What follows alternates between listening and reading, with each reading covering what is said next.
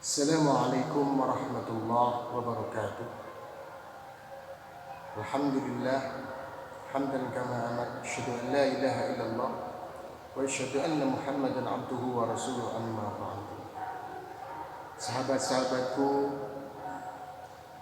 hadirin dimanapun kalian berada, mudah-mudahan semuanya dalam keadaan dengan Allah Subhanahu wa ta'ala. Pada kesempatan hari ini, mari kita bersama-sama terus tetap bersyukur kepada Allah Subhanahu wa ta'ala, karena Allah telah memberikan kita sebuah kenikmatan yang memang tidak bisa kita ukur dengan apapun. Pada hari ini mari kita mempelajari, menelaah, mentafakuri dan mengamalkan sedikit demi sedikit satu ayat tentang atau satu ayat dari surat Al-Imran atau Ali Imran ayat 185. A'udzu billahi minasyaitonir rajim. Bismillahirrahmanirrahim. Kullu nafsin dha'iqatul maut. Dalam surat Al-Imran ayat 185 ini Allah menegaskan bahwasannya kullu nafsin dha'iqatul maut itu setiap apapun yang bernyawa di alam dunia ini pasti akan merasakan sebuah kematian. Kalau kita pahami secara makna bahwa dha'iq itu adalah rasa, maka kalau rasa itu lebih pada makna mencicipi. Ketika kita mencicipi satu makanan, maka layaknya secara lazim itu adalah sebentar dan sedikit. Maka waktu menuju sebuah kematian itu sangatlah cepat sekali. Seperti halnya kita mencicipi sebuah makanan. Maka tetapi dalam waktu yang singkat itu, yang disebut dengan sakaratul maut, itu bisa menentukan akhir hayat seseorang. Ketika kita di akhir hayat sakaratul maut, waktu yang begitu singkatnya itu, yu'minu billah wal yaumil akhir, maka fa insyaallah kita itu akan termasuk orang yang mendapatkan nikmat baik di alam barzakh maupun di yaumil akhir. Amin ya rabbal alamin. Jadi kematian itu memang sudah pasti bagi siapapun, apapun dalam bentuk yang bernyawa. Kemudian setelah semuanya itu mengalami sebuah kematian, maka dilanjutkan pada kalimat berikutnya, wa innama tuwaffawna ujurakum yaumal qiyamah. Adatul qasrinya ini membatasi kesempurnaan amal kita itu akan terlihat nanti ketika di yaumul qiyamah.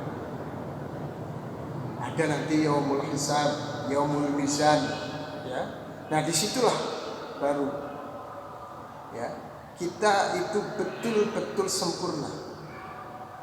Tuwafauna itu dipenuhi. Lah kemudian ketika sudah sempurna amal manusia itu, bagaimana dan apa yang harus kita lakukan untuk menghadapi siklus dari kullu nafsin dha'iqatul maut menuju kepada tuwaffawna ujurakum yaumal qiyamah. Maka yang perlu kita lakukan saat ini di alam dunia itu adalah faman zuhziha 'anil nari wa udkhilal jannata faqad faz.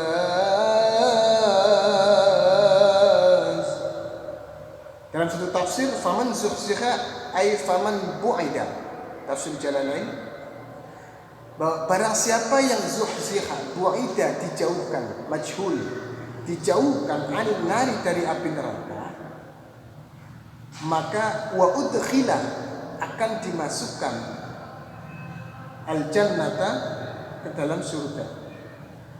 Mengapa demikian? Ini menarik sebenarnya. Apa yang menarik? Yang menarik pertama adalah kalimat yang disematkan untuk manusia itu adalah bu'ida, yang mana manusia itu hakikatnya adalah sebagai objek, maf'ul bih. Maka dengan bi'aunillah, binasrillah, bihidayatillah, kita sebagai manusia itu mampu dijauhkan. Tapi tetap punya ikhtiariyah, punya usaha. Lalu yang menarik yang kedua dari kalimat faman zuhziha itu adalah begitu sulitnya manusia, begitu beratnya manusia untuk menjauhi aninnar, dari perbuatan-perbuatan yang mendekatkan kita kepada api neraka. Jadi bahasa dijauhkan itu ada pertolongan dari Allah.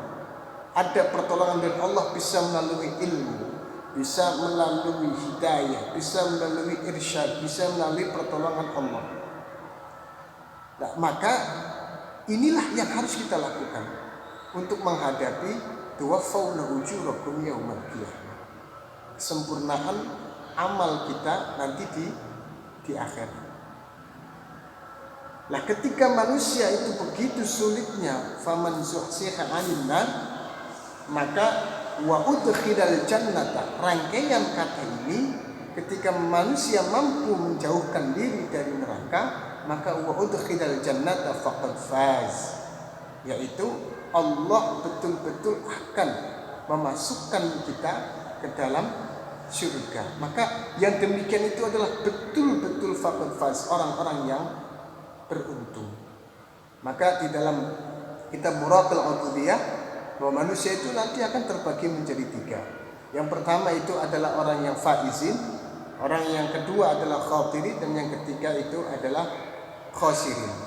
Yang pertama orang yang faizin, orang yang bahagia, orang yang bagja, orang yang mendapatkan kebahagiaan dunia akhirat. Kemudian khosirin, orang yang rugi di dunia dan akhirat. Yang ketiga adalah orang yang khatirin, yaitu khawatir, dia 50-50 antara mendapat nikmat atau mendapatkan siksa dari Allah Subhanahu wa ta'ala. Tinggal kita tafakkur, kita introspeksi, kita masuk dalam golongan mana. Tapi secara umum manusia itu ada berada dalam khatirin, karena iman itu yang kuswayazid, kadang berkurang, kadang bertambah. Nah, setelah semuanya itu kita mampu lakukan dengan menjauhi perkara-perkara yang menuju kepada neraka itu, maka secara otomatis wa udkhilal jannata itu sebagai langkah berikutnya, maka Allah akan masukkan kita ke dalam surga. Kemudian di ayat yang kalimat terakhir pada ayat ini ditegaskan wa mal hayatud dunya illa mata'un. Allah perjelas bahwa hai manusia, bahwasannya perhiasan di dunia, kehidupan di dunia, kenikmatan di dunia itu hanyalah bersifat al-ghurur, menipu. Artinya menipu itu tidak kekal, ya, sementara. Maka di sini kita disadarkan bahwa ada 2 hal yang manusia itu akan terlena.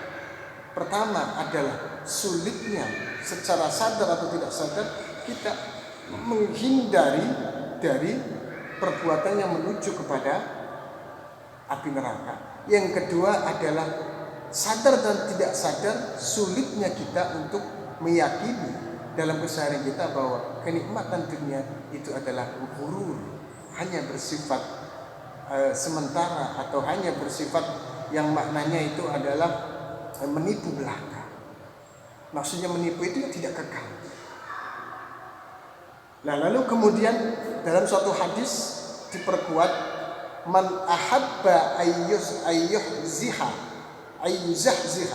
barang siapa yang berusaha atau mencintai untuk menjauhkan kita anin nari, dari neraka, maka wa udkhilal jannata, maka Allah akan masukkan ke dalam surga. Dengan bagaimana? Dengan cara famaniyatuhu ayyu'mina billahi wal yaumil akhir, dengan cara kita terus beriman kepada Allah dan hari akhir. Maka ini menjadi satu barometer bagi kita bahwa kita ini akan sulit Pertama adalah iman kepada Allah, yang kedua adalah iman di hari akhir. Banyak ayat-ayat Al-Quran yang berbicara dengan iman itu langsung ketika amanna billah wal yaumil akhir. Banyak sekali ayatnya. Karena manusia begitu sulit dalam kesehariannya adalah untuk amanna billah, iman, betul-betul iman kepada Allah dan juga di hari akhir. Nah, maka dalam hadis itu dengan seperti itu maka kita akan menjadi orang yang beruntung. Solusi yang paling tepat untuk kita itu adalah wa'malid dunya ka'annaka ta'ishu abadan wa'malil akhirati ka'annaka tamutu ghadan. Wa'malid dunya ka'annaka ta'ishu abadan. Perbuatlah, lakukanlah kehidupan dunia, aktivitas dunia seakan-akan kamu itu tidak akan mati, ya. Seakan-akan kamu itu akan hidup selamanya. Tetapi perbuatlah, kerjakanlah sesuatu yang bersifat ukhrawi seakan-akan kamu akan mati besok. Maka kata Kiai Haji Bahaudin Nur Salim, beliau mengatakan ketika manusia hari ini punya uang 500.000, itu sebenarnya adalah orang kaya. Karena apa? Karena kalau dia punya mindset, punya pikiran dia akan meninggal besok, berarti dia adalah orang yang kaya. Kalau dibelanjakan hari itu akan lebih dari cukup. Jadi orang yang merasa kaya ketika dia punya mindset, kita akan mati besok. Ya, maka harta yang kita miliki saat ini itu akan menjadi ukuran kaya atau tidaknya. Maka ini solusi yang paling supaya kita itu balancing, ya, seimbang di dalam sebuah menjalani kehidupan. Sahabat-sahabatku yang dirahmati oleh Allah Subhanahu wa taala, dari ayat ini ada beberapa hal yang kita ambil. Yang pertama adalah bahwa kita semua hakikatnya adalah menunggu sebuah kematian. Yang kedua, manusia begitu sulitnya menghindari satu perilaku atau perbuatan yang menjauhkan kita dari api neraka.